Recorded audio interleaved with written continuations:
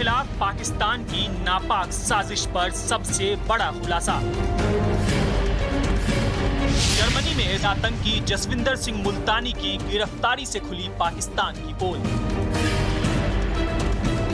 हिंदुस्तान की राजधानी दिल्ली को दहलाने के लिए पाकिस्तान ने बनाया था कार वाला प्लान। आतंकी संगठन सिख फॉर जस्टिस के कंधे पर बंदूक रखकर पाकिस्तान ने हिंदुस्तान में दहशत फैलाने की बनाई थी साजिश। पाकिस्तान की आईएसआई का काला चेहरा आज पूरी दुनिया के सामने आएगा। जर्मनी में गिरफ्तार हुआ आतंकी पाकिस्तान की धज्जियां उड़ाएगा। ऑपरेशन लाल किला।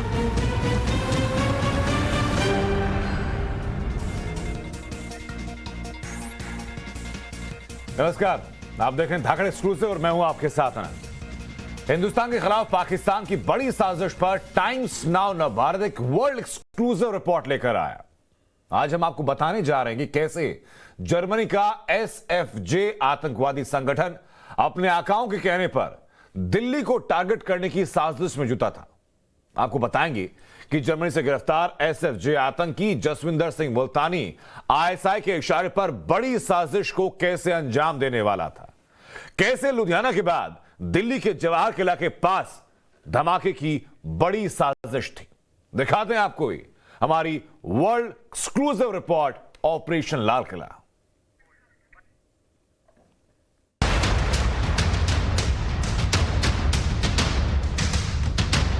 ये जो तस्वीर आप अपने टीवी स्क्रीन पर देख रहे हैं वो आतंकी संगठन सिख फॉर जस्टिस के आतंकी जसविंदर सिंह मुल्तानी की 23 दिसंबर को लुधियाना की एक अदालत में हुए धमाके का मास्टरमाइंड है जसविंदर सिंह मुल्तानी, जिसे जर्मनी में गिरफ्तार किया गया। विश्वसनीय सूत्रों से मिली जानकारी के मुताबिक हिंदुस्तान में एक बड़ी आतंकी घटना को अंजाम देने वाला था। पाकिस्तान की खुफिया एजेंसी आईएसआई ने जसविंदर सिंह मुल्तानी को लाल किले के पास एक कार में आईडी ब्लास्ट की जिम्मेदारी सौंपी थी। जर्मनी में गिरफ्तार हुआ आतंकी जसविंदर सिंह मुल्तानी पंजाब के बाहर हमला करने वाला था। पंजाब में जसविंदर सिंह मुल्तानी के जानकार एक पूर्व सैनिक को यह काम करने के लिए कहा गया था। उस पूर्व सैनिक से पाकिस्तान की आईएसआई भी डायरेक्ट संपर्क में थी।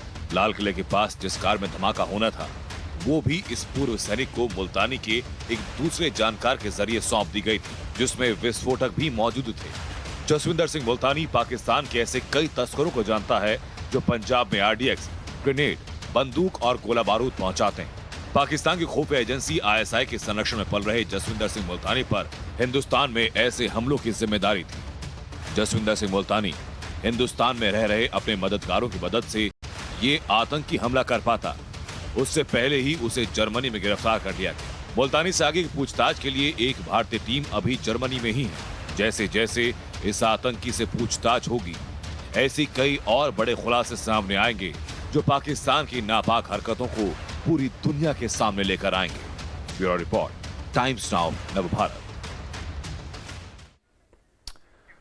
अब आपको 10 बड़े खुलासे बताने जा रहे हैं। वो एक एक खुलासा अपने आप में बेहद खास है। पहला खुलासा देखिए, ऑपरेशन लाल किला में जो पहला खुलासा है वो ये कि दिल्ली में धमाके की एक बड़ी साजिश रची जा रही थी। वो साजिश क्या है बताएंगे आपको।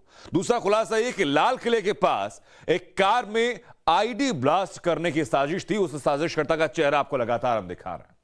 खुलासा नंबर 3, साजिश में एक रिटायर्ड सर्विसमैन भी शामिल था जो कि इस पूरे प्रपंच का एक मुख्य किरदार भी है। किरदार क्यों था ये बताएंगे आपको।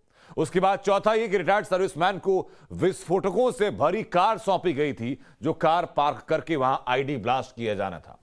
पाकिस्तान के स्मगलर्स को आरडीएक्स और ग्रेनेड मुहैया कराने का जिम्मा भी पाकिस्तान के स्मगलर्स के पास था। मुल्तानी के नेटवर्क के जरिए हथियार भेजने की प्लानिंग भी थी।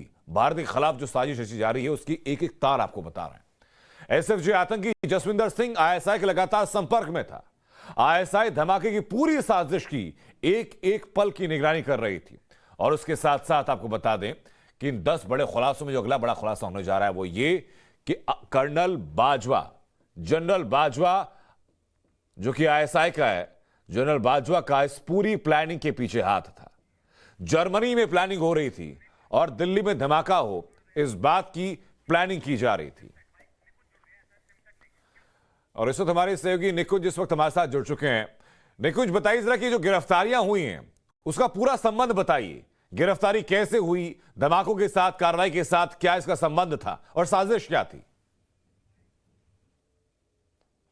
देखिए, एक हद तक ये कहना ठीक होगा कि इस आतंकवादी की गिरफ्तारी जो हुई है वो लुधियाना में जो बम धमाका हुआ था पिछले हफ्ते उसके संबंध में हुई है, लेकिन उससे कहीं बड़ा ये खतरा था और इसीलिए आनन फानन में भारत ने राजनयिक सूत्रों के साथ मिलकर के काम करते हुए जर्मनी में ये गिरफ्तारी करवाई है। और जर्मनी के भी ये मेन टाउन यानी बॉन, बर्लिन में नहीं हुई है गिरफ्तारी, है यूफर्ट करके एक शहर है जर्मनी का जो बहुत बड़ा शहर नहीं है उनका, उसमें ये गिरफ्तारी करवाई गई है। तो ऑब्वियसली तो जाहिर तौर पे ये जो साजिश थी ये कहीं बड़ी थी और इसीलिए इस आनन फानन में ये कार्रवाई हुई। और ये साजिश असल में ये थी, ये कॉन्स्पिरेसी असल में ये थी कि रेड फोर्ट पे 26 जनवरी से पहले रेड फोर्ट पे एक धमाका कराया जाए, जिसके लिए सारी तैयारी इन्होंने लगभग कंप्लीट कर ली थी।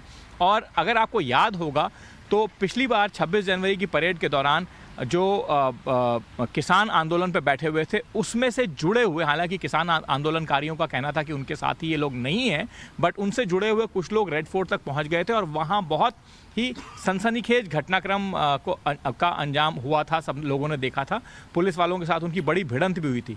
तो इस बार आईएसआई की साजिश ये थी कि रेड फोर्ट पे, लाल किले पे ही 26 जनवरी से पहले एक बड़ा धमाका करवाया जाए और इसीलिए ये इतने आनन फानन में जर्मनी में गिरफ्तारी करवाई गई है भारत के द्वारा। लेकिन मोडस ऑपरेंडी क्या था इस पूरा बात का? आईएसआई ने कैसे प्लानिंग रची, जर्मनी से कैसे सीधा भारत तक तार जोड़े जा रहे थे, ये पूरा नेक्सस जरा समझाइए आप।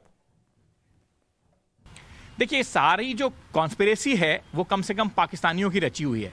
पाकिस्तान की आईएसआई के कर्नल बाजवा हैं जो इसके हैंडलर हैं, इस आतंकी के हैंडलर हैं, और जो इसका वेरविदौल भी प्रोवाइड किया गया, यानी कि जो असलाह है या जो इस तरह का इस सामान और चीज़ें चाहिए इसके लिए, वो जो प्रोवाइड करवाया गया वो भी पाकिस्तान आईएसआई का बड़ा उसमें रोल है। इस आतंकी के खुद के कुछ कनेक्शंस हैं जो कि स्मगलर्स के साथ बहुत हैं, क्योंकि वेस्टर्न यूरोप में पाकिस्तान के रूट से अफगानिस्तान से आने वाली हेरोइन, ड्रग्स वगैरह बहुत स्मगल होती हैं और भी कई तरह की चीज़ों को स्मगल करने की वेस्टर्न यूरोप में कोशिश की जाती है। तो स्मगलर से इसके तार बहुत जुड़े हुए हैं और उन स्मगलर्स को इस रूट के द्वारा इस्तेमाल करके पाकिस्तान आईएसआई की एक कोशिश थी कि वो इस धमाके को अंजाम दे सके। लेकिन अब निकुंज, आगे की कार्रवाई क्या है? ये वाजिब सवाल है कि आगे की कार्रवाई क्या होगी, और आगे की कार्रवाई ये होगी कि भारत की एक टीम ऑलरेडी जर्मनी में मौजूद है वहाँ पे, जहाँ पे इसकी इंटेरोगेशन चल रही है इस आतंकवादी की। समस्या यह है कि आतंकवादी जर्मन सिटीजन है, तो जर्मन सिटीजन को डिपोर्ट करवा पाना या एक्स्ट्राडिशन करवा पाना एक लंबा प्रोसेस होगा। डिपोर्टेशन शायद संभव ही ना हो पाए, क्योंकि जर्मनी में डिपोर्टेशन का प्रोसेस अपने उनके सिटीजन्स के लिए नहीं अवेलेबल है। लेकिन एक्स्ट्राडिशन के लिए भारत सरकार की अटैम्प्ट हमेशा हो सकती है, वो होगी भी। हालांकि इस समय कोशिश तमाम सरकारी एजेंसियों की ये है कि जो जानकारी इस आतंकवादी के पास से मिल सकती है उसे ले लिया जाए, और अगर इससे जुड़े हुए कोई आने वाले दिनों में इनके किसी तरह के सिनिस्टर प्लान्स हैं, किसी तरह की हरकतों को ये अंजाम देना चाहते हैं, उसे रोक लें। और अगर वो काम भी हो जाता है तो काफ़ी है अपने आप में। फिलहाल के लिए लंबे तौर पे आने वाले लंबे समय में ऑफ कोर्स ये जरूर भारत सरकार की ज़रूर कोशिश होगी, किसी भी सरकार की कोशिश होगी कि इस आतंकवादी को लाके भारत के न्यायालयों के सामने पेश किया जाए और इसका जो पूरी सजा है उस प्रक्रिया से ये गुजरे। जी बिल्कुल, शुक्रिया निकुंज आपका हमसे जुड़ने के लिए। पूरी